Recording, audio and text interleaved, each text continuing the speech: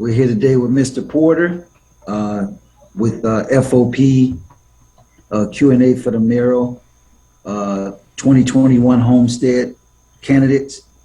How you doing today, Mr. Porter? Very good, sir. Thank you. Good. You can go ahead. You got the floor. You can introduce yourself, and then I'll start with the question. Well, I don't know if I know you guys pretty well. I think you guys know me pretty well. I've been here pretty much my entire life, and started on the council in 1997, and obviously ran for mayor in 2013. Here we are back at the table, seeing if we can come back in and help out when I think we need a little bit of help. So, but I think we all know each other pretty well.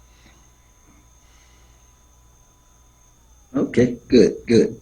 All right, well, I'm gonna start with the questions, and the first question will be, what will be your main focus when it comes to public safety if you're elected mayor?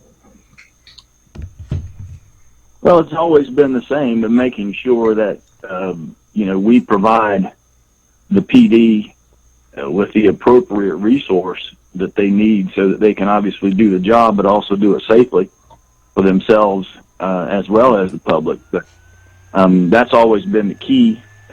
Listening to obviously what the department says through either leadership or anyone who's willing to talk about issues. So it'd be the same as always, just making sure that everything is done in the appropriate manner so you can do what you need to do, because you're expected as an entity to keep everything safe on the street, and that's what the public look at. That's what our job, number one job is, safety. Okay, good. Appreciate it. Okay, the second question.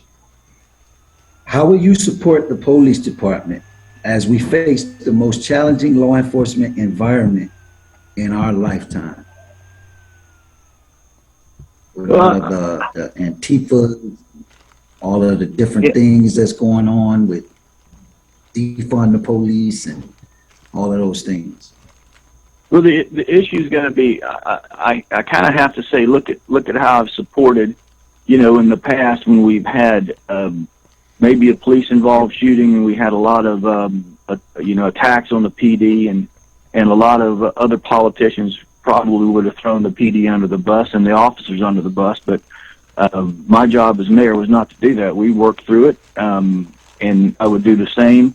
I'm not going to cave down to any special interest group. That doesn't help us do our jobs of providing safety for people on the street. We have to weather those shots together, and if they're shooting at you, they're shooting at me, and I would never turn my back on the PD, and never have. Never have. Right. Okay. Good. Appreciate it. Okay.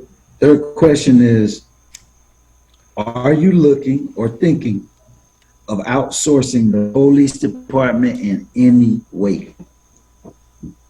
No, sir. Not going to happen. It's not the best alternative. I know it's been talked about in the past, giving it to the county, but you lose the opportunity to control and have say-so in the operational aspect. So there's no way I would consider outsourcing at all. Okay, good.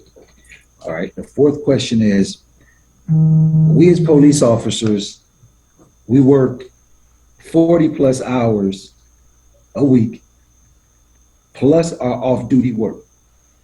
When we want to take time off, we find it, or take a good lunch break, we find it hard due to the manpower shortage. What can you do to make sure we get the manpower so that we can take the vacations and have the lunch breaks we need and deserve?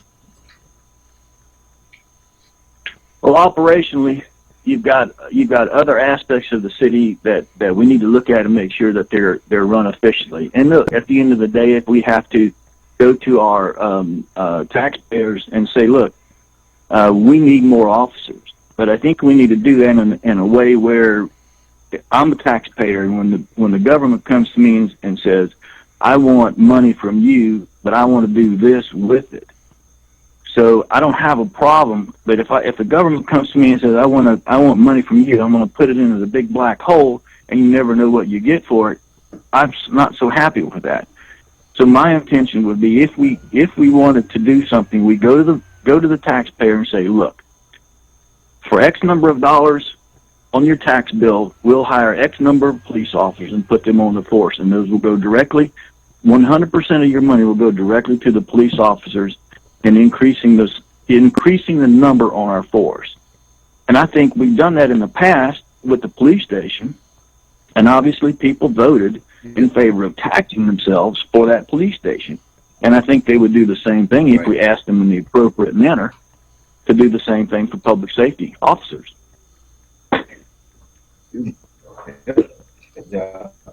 Okay. The fifth question is, what do you think about the department's, the police officer salaries? Can you hear me now? I could. What do I think about the salaries? Okay. Yeah, the salaries, are they too high, too low, not enough, too much? What do you think? I don't know that we're not in line with every other salary out there. The issue is that a lot of officers work a lot of hours, and they make money based on the fact that they work a lot of hours. But I don't think that I don't think our pay system is out of line. It's just people work a lot of hours, and their money, they look like they make a lot of money because they're working a lot of hours. If I'm wrong, tell me I'm wrong. But I don't think we're out of line. Right. Okay. All right. Cool. Okay. This is the sixth and final question. What is your stance on the police department as a whole? And do you support the chief and the command staff? I do.